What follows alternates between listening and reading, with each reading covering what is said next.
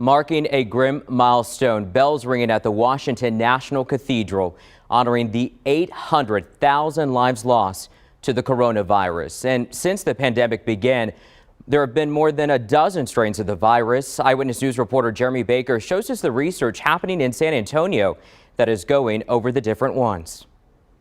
UT Health San Antonio uses a technology called next-generation sequencing to differentiate the genetic makeup of thousands of genes at a time from many different samples. Doing this goes a long way in the fight against COVID-19.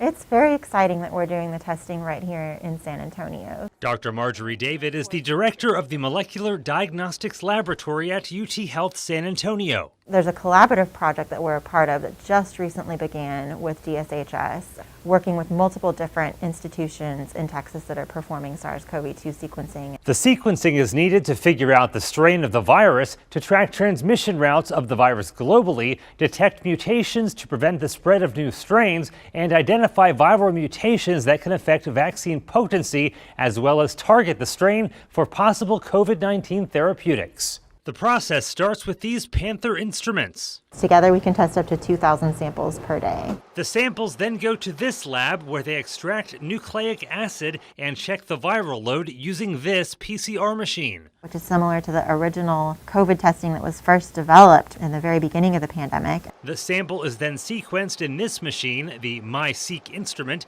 and a computer processes all the data. And then after our bioinformatics team is done processing this massive amount of data, then we'll go back through and analyze the data. And the variant is determined. Right here is where the first few cases of Omicron were detected in Bexar County. We're really excited to have this local sequencing happening throughout Texas because we're personally invested in our population locally. Jeremy Baker, KENS 5 Eyewitness News.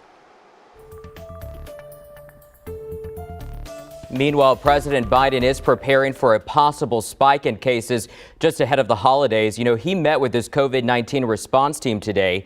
The CDC expects the weekly number of cases to surge to more than 1 million during Christmas week, fueled by both the Delta and Omicron strains. And the latest data shows that first shots and boosters have slowed down. So far, only around 30% of U.S. adults have received a booster.